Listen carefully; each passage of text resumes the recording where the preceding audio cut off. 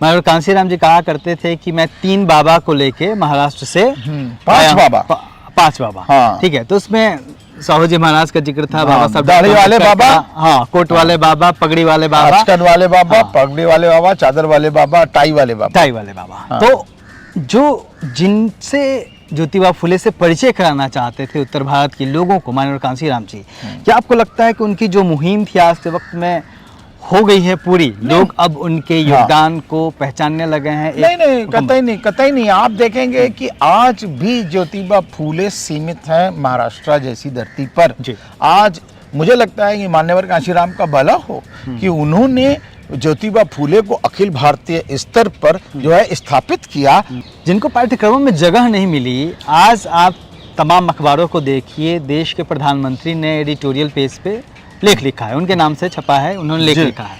तो जिन लोगों को, महानायकों को बहुजन समाज के पाठ्यक्रमों में जगह नहीं मिली, लोग नाम नहीं लेते थे, उनके बारे में बताया नहीं जाता था, अब उनके बारे में लिखा जा रहा है अखबारों में और देश का प्रधानमंत्री लिख रहा है। ये कितना बड़ा चेंज है और इसके पीछे की वजह क्या देख रहे हैं? छत्रपति शिवाजी की जो ग्रेवयार्ड थी उसको ढूंढने का काम जो है खुद किया ज्योतिबा फूले ने। तो ये कंट्रीब्यूशन उनका, इसके बारे में बहुत कम लोग जानते हैं, जरा बताएं प्लीज। नहीं, मुझे लगता है कि ये बहुत बड़ा कंट्रीब्यूशन है, क्योंकि छत्रपति शिवाजी महाराज कहीं एक तरह से मतलब नेपथ्य में उनकी याद को भुला दिया गया था। आपने कहा कि इंडियन हिस्ट्री को रीराइट किया ज्योतिबा फुले ने। ये कितना अहम था और क्या कहा उन्होंने जो नहीं हुआ था? उन्होंने ये कहा कि जो इतिहास भारत का है वह निचली सतह से नहीं देखा गया, और इसलिए इतिहास को कुछ लोगों ने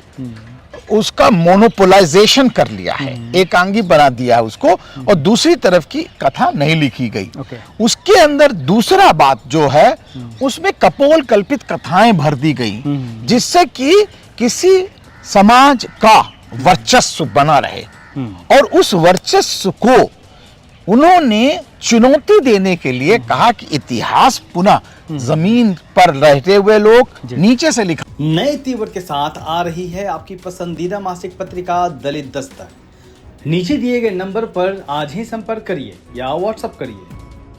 जय भीम, नमस्कार, मैं हूं अशोक दास, आप देख रहे हैं दलित दस्तक। ज्योतिबा फुले के जब 200वीं जयंती को मनाया जा रहा है, तब ज्योतिबा फुले को कैसे देखना चाहिए, कैसे समझना चाहिए? उनका जो काम था, उनका जो योगदान था भारत को बनाने में, राष्ट्र को बनाने में, वो कैसे देखना चाहिए, समझना चाहिए, इसके बारे में हम बात करेंगे सर से। सर, 200वीं जयंती है, आपको बहुत बधाई। इस मौके पर आप उनको कैसे याद करते हैं?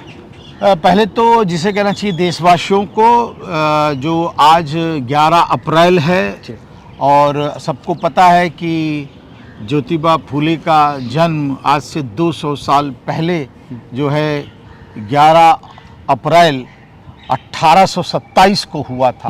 तो आज है हमारी 11 अप्रैल 2026, यानी कि पूरा साल, और इसको एक पर्व के रूप में पूरा साल बनाने का जो जन्म जयंती वर्ष मनाने का कार्यक्रम हमारी सरकार ने भी लिया है। और स्पेशली जो हम लोग, क्योंकि मैं अंबेडकर चेयर प्रोफेसर हूं, और हमारे लिए ये बड़ी खुशी की बात है कि अंबेडकर प्रतिष्ठान, अंबेडकर फाउंडेशन, जो कि empowerment and social justice and empowerment ministry का एक हिस्सा है गवर्नमेंट ऑफ इंडिया का, उसने भी कहा है कि हम 200 वर्ष मनाएंगे ज्योतिबा फूले के। तो आज एक बहुत बड़ी ऐतिहासिक परिघटना है कि हम पूरे वर्ष ज्योतिबा फूले पर शोध करेंगे और उनके द्वारा उनके व्यक्तित्व और कृतित्व पर प्रकाश डालेंगे। कैसे याद करते हैं आप उनको, उनके योगदान को? देखिए ज्योतिबा फूले को 3 तरह से याद किया जा सकता है। एक, उनकी जीवनी के आधार पर कि वो कहाँ पैदा हुए, कब पैदा हुए, कब शादी हुई, और तरह से जीवनी से देख सकते हैं। दूसरी तरफ उनके हम आंदोलन, कृतित्व, जिसे कहना चाहिए सत्य शोधक समाज, ये जो उसकी संकल्पना 1873 में की गई, और जबकि उस समय आर्य समाज एक तरफ बन रहा था, ब्रह्म समाज दूसरी तरफ बन रहा था, तीसरी तरफ परमहंस मंडली बन रही थी, और चौथी तरफ जिसे कहना चाहिए 1800 1973 में ये चला रहे थे। और साथ साथ आपने देखा होगा उस समय दीन बंधु पेपर भी निकाला उन्होंने, ज्योतिबा फूले ने। उसके बाद जो आंदोलन किए उन्होंने, चाहे अपने घर के अंदर प्रसूति गृह खोला हो, है ना, जो उस समय की बिन ब्याही मदर्स हुआ करती थी, उनको डिलीवरी कराने की प्रसूति गृह खेला हो, चाहे उन्होंने अपने कुएं से समाज को पानी देने का काम किया हो, चाहे उन्होंने विधवा लोगों के बाल काटने के खिलाफ नाइयों की हड़ताल कराई हो। तो इस तरह के आंदोलन किए, इससे हम समझ सकते हैं। और तीसरी तरफ जो है ज्योतिबा फूले ने ज्ञान का उत्पादन किया। तो मैं अगर उनकी किताबों के नाम लूं तो 13-14 किताबें बहुत सारी लंबी हो जाएंगी, लेकिन सबसे जो बड़ी किताब जो देखी जाती है वो है गुलामगिरी, स्लेवरी, और दूसरी है कल्टीवेटर्स व्हिप कॉर्ड। अगर आप देखें, किसान का कोड़ा कहा जाता। तो इसके अंदर जो ज्ञान का उत्पादन किया उन्होंने, हम उससे विश्वविद्यालय विधा में उनके द्वारा ज्ञान के उत्पादन, उनकी थ्योरी, उनकी ज्ञान मीमांसा पर भी हम उनको समझ सकते हैं। तो 3 तरह से हम समझ सकते हैं उनको। सर, उन्होंने जो भी किया, जैसे वुमेन एम्पावरमेंट के लिए, फिर कहीं स्त्री मुक्ति के लिए काम किया, और भी जो चीज़ें आपने बताई, कौन कौन से जो योगदान थे जो उन्होंने तब सोचा था, वो आज कितना वो पूरा हो पाया आज के भारत में, जो जिस भारत को बनाने का उन्होंने सपना देखा? देखिए, सबसे बड़ा जो उनका फलसफा अगर हम करें तो वो आता है कि शिक्षा आखिर किसके लिए, है ना। शिक्षा का उत्पादन केवल क्या हम जन पर आधारित रखेंगे या हम कर्म पर भी आधारित रखेंगे? तो सबसे पहले उन्होंने कहा कि नहीं, भारत का जो शिक्षा का स्वरूप है वो केवल जन्म आधारित है, इसे हमें बदलना पड़ेगा और इसको प्रजातांत्रिक बनाना पड़ेगा सबके पास। और वो 3 लोग, शूद्र, अतिशूद्र और महिलाओं को शिक्षा देना पड़ेगा। और इसीलिए 1848 में पहली बार उन्होंने महिलाओं के लिए स्कूल खोला, और समाज की जो हमारे अस्पृश्य समाज के कहलाते थे लोग, पिछड़े समाज के, उनके लिए स्कूल खोल करके शिक्षा का प्रसार शुरू किया। और शिक्षा, वैज्ञानिक शिक्षा जो कि अपने अंतःकरण को छोड़ करके वाह लोग की पड़ताल कर सके, और उसके माध्यम से उन्होंने कहा कि मानव का विकास हो सकता है। इसको एक शिक्षा को अवजार के रूप में देखा, और इसीलिए उनकी वो जो फेमस कहावत है, शिक्षा बिना मति गईली, और जो है मति बिना गति गईली, तो उसको आप जिसे कहना चाहिए रिलेट कीजिए बाबा साहब अंबेडकर के जो हम आंदोलन की शुरुआत करते हैं, शिक्षित हो, संगठित हो, संघर्ष करो। और अगर हम बुद्ध तक चले जाएं तो बुद्धम शरणम गच्छामि, धम्मम शरणम गच्छामि, संघम शरणम गच्छामि। तो कहीं ना कहीं एक लाइन बनती है कि शिक्षा के माध्यम से समाज का उत्थान, और इसीलिए शिक्षा का प्रजातांत्रिकरण, और शिक्षा को सब लोगों तक पहुंचना चाहिए। तो ये जो उनका सपना था आज के वक्त में आपको लगता है पूरा हो गया? मुझे लगता है कि अभी हमने शुरुआत करी है, क्योंकि जब ज्योतिबा फूले बोल रहे थे 1848, 1851 और 1890 तक, उस समय तक हम उपनिवेशवादी शक्तियों के बीच में थे। और ये लिखा था, ज्योतिबा फूले ने अपने प्रीफेस में लिखा कि अंग्रेजी ब्रिटानिया साम्राज्य की सरकार अछूतों को, शूद्रों को, महिलाओं की शिक्षा के लिए कुछ नहीं कर रही।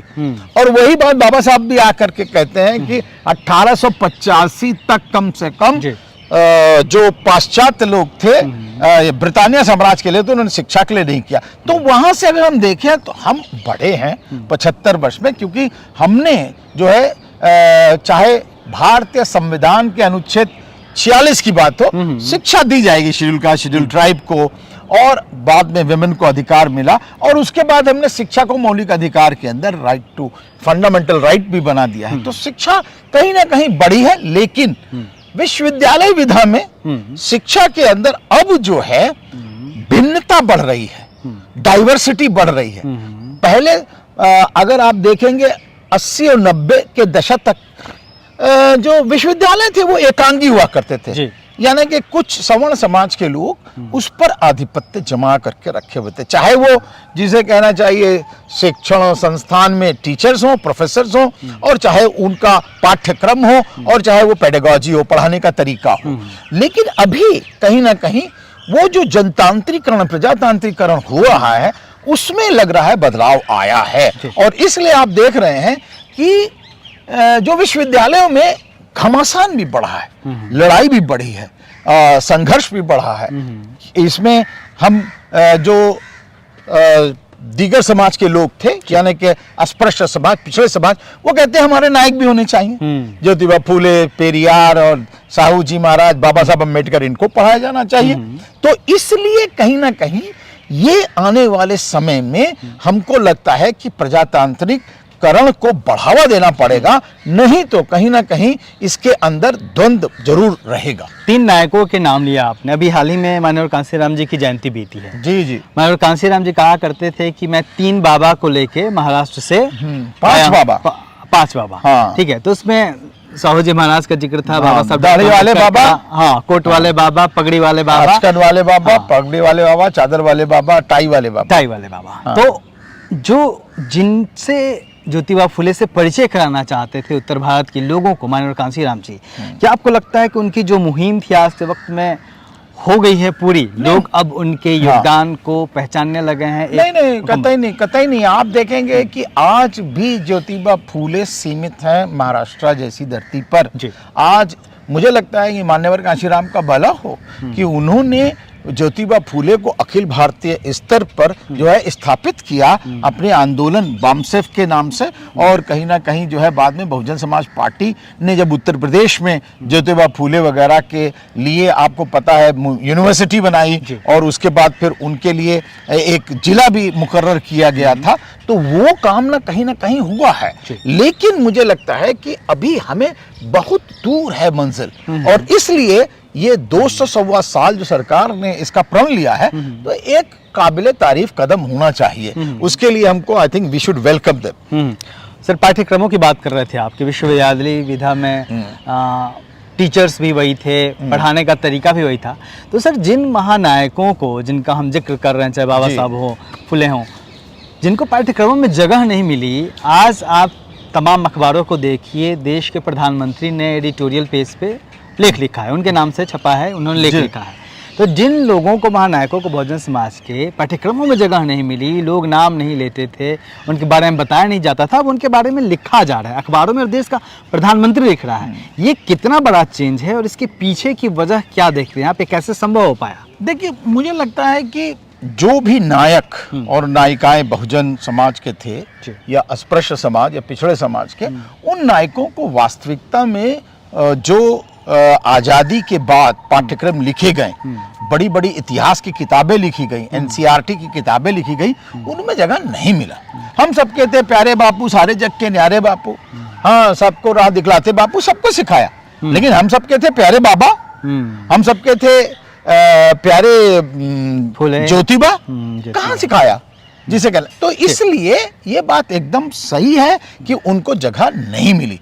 लेकिन सबसे बड़ी बात जो बदलाव आया वो था, मुझे लगता है, मान्यवर कांशीराम का आंदोलन और BAMCEF, backward and minorities communities employees federation, जिन्होंने इन नायकों की खोज की। और मुझे याद है मान्यवर अपने भाषण में कहा करते थे कि जब मैं अपने आंदोलन के लिए 1970 में फील्ड वर्क कर रहा था, तब मुझे एक अमेरिकन लेडी मिली जिसका नाम था गेल ओम्बेक। और आपने देखा होगा, आप तस्वीर अगर गूगल ढूंढिएगा तो वो पीछे बोल रही है, मान्यवर बैठे हुए हैं, और वो अमेरिकन लेडी थी। और उन्होंने आकर के ज्योतिबा फूले को खोजा, और तब आंदोलन कहीं 1848 तक पहुंचा। वरना जिसे कहना चाहिए कि बहुत संकुचित माध्यम से खोजने वाली, उनको डिस्कवर करने वाली गेल ओम्बेक, जो मतलब कहना चाहिए शैक्षणिक प्रवृत्ति के अंदर, है ना, वैसे तो वहां पर चल रहा। और ज्योतिबा फूले ने, आपको पता होगा जो उनका कंट्रीब्यूशन था कि छत्रपति शिवाजी की जो ग्रेवयार्ड थी उसको ढूंढने का काम जो है खुद किया ज्योतिबा फूले ने। तो ये कंट्रीब्यूशन उनका, इसके बारे में बहुत कम लोग जानते हैं, जरा बताएं प्लीज। नहीं, मुझे लगता है कि ये बहुत बड़ा कंट्रीब्यूशन है, क्योंकि छत्रपति शिवाजी महाराज कहीं एक तरह से मतलब नेपथ्य में उनकी याद को भुला दिया गया था। जब प्रधानमंत्री देश का लिख रहे हैं, जिन नायकों को पाठ्यक्रम में जगह नहीं मिली, जी। तो इसके पीछे की वजह क्या मानते हैं? एक जो बामसेफ या फिर मनोहर कांशीराम या फिर जो भी बहुजन आंदोलन चला, जी। उसके चलते वो दबाव इतना बढ़ा पूरे देश के ऊपर, जो लोग भी नाम नहीं लेना चाहते थे, कि नाम लेना मजबूरी बन गई, और हुआ कि अब तो लोग जान ही गए हैं तो हम भी नाम ले लें। नहीं, बट नेचुरल है कि देखिए क्या होता है, वैसे कि कितना फर्क पड़ेगा नायक और नायिकाओं का जो है ऐतिहासिक, जो कहना चाहिए अवहेलना हुई या उलाहना हुई, ये बात तो सत्य है। जी। अब क्या हुआ कि आंदोलन चला, आंदोलन चलने की वजह से हमारे राजनीतिक जो लीडर्स हैं, उन्होंने ये भी सोचा कि भाई नहीं, इसके मानने वाले हैं, और अगर मानने वाले हैं तो हमको भी उनको मानना चाहिए। तो कहीं ना कहीं राजनीतिक दृष्टि से, सामाजिक लामबंदी में ये नायक अब सचमुच कारगर हैं, और इसलिए एक तरह से हम कह सकते हैं कि नहीं, हमें मानना पड़ेगा। सर, आपने जो लेक्चर दिया आज, आपका था ज्योतिबा फुले पे, 1 घंटे आपने बात करी जी। आपने कहा कि इंडियन हिस्ट्री को रीराइट किया ज्योतिबा फुले ने। जी। ये कितना अहम था, और क्या कहा उन्होंने जो नहीं हुआ था? उन्होंने ये कहा कि जो इतिहास भारत का है वह निचली सतह से नहीं देखा गया, और इसलिए इतिहास को कुछ लोगों ने उसका मोनोपोलाइजेशन कर लिया है, एकांगी बना दिया है उसको, और दूसरी तरफ की कथा नहीं लिखी गई।